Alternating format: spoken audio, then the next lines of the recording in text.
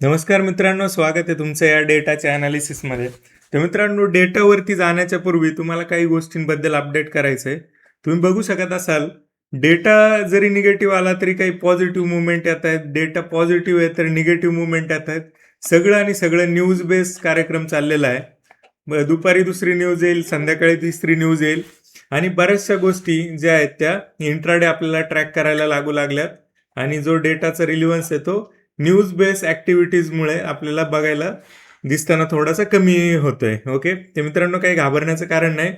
Data as it is working कंडिशनमध्ये असतो. मोठे प्लेयर्स त्या हिशोबाने 360 बदलतात. ओके, तर त्या हिशोबाने त्यांनी काही पोझिशन्स हे केल्या आहेत. आता रिसेंट हार्डली एक 10 मिनिटापूर्वी 5 मिनिटापूर्वी एक न्यूज आली आहे की जे ट्रम्पने जगभरात जे पण नाटक केलंय टेरिफ रिलेटेड, ओके, तर ते त्यांच्या काँग्रेसने म्हणजे त्यांच्या संसदेतले जी लॉ मेकिंग विंग आहे, लॉ मेकिंग जी बॉडी आहे, त्यांनी त्याला पास केलंय का आणि त्यांचा जो कायदा आहे, एमर्जन्सी कुठला ऍक्ट आहे, त्या ऍक्टमध्ये ते बसतंय का. ओके, तर मित्रांनो असा कुठलाही जुलमी निर्णय त्यांच्या कायद्यात तो बसत नाही आणि तो रद्द करण्याच्या त्या घडामोडी चालू झालेल्या आहेत. तर ही भारतासाठी पॉझिटिव्ह गोष्ट आहे. बऱ्याचशा गोष्टी ऑलरेडी फॅक्टरीन होत चाललेल्या आहेत.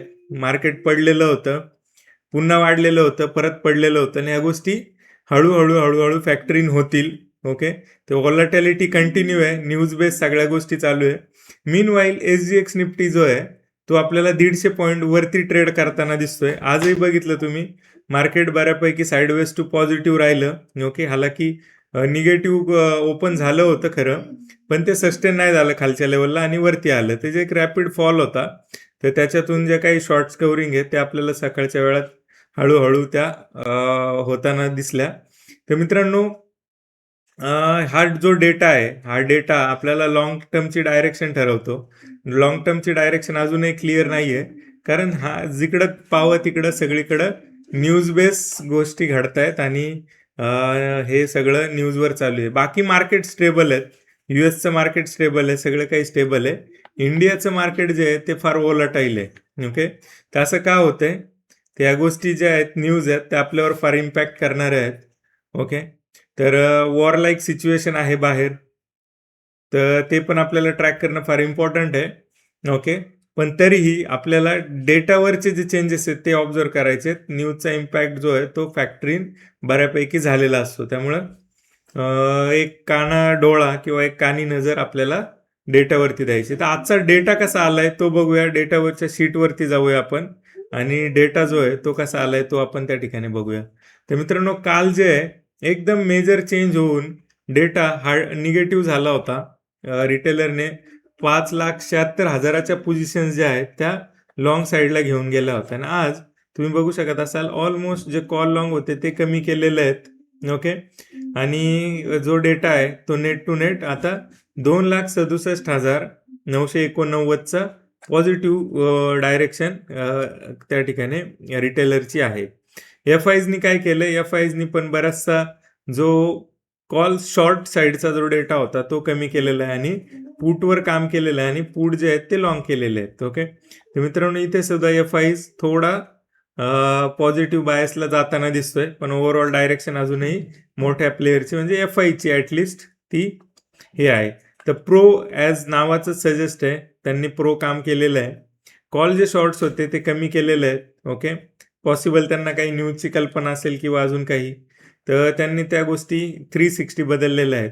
जिथे 90,000चे निगेटिव्ह होते तिथं 97,000चे आता पॉझिटिव्ह घेऊन ते चाललेले आहेत आणि डेटामध्ये जे चेंजेस झाले ते अशा पद्धतीने. ओके, फ्युचर्समध्ये पण फार चांगल्या पद्धतीने लॉंग फ्युचर्स कॉन्ट्रॅक्ट त्यांनी त्या ठिकाणी लॉंग केलेले आहे.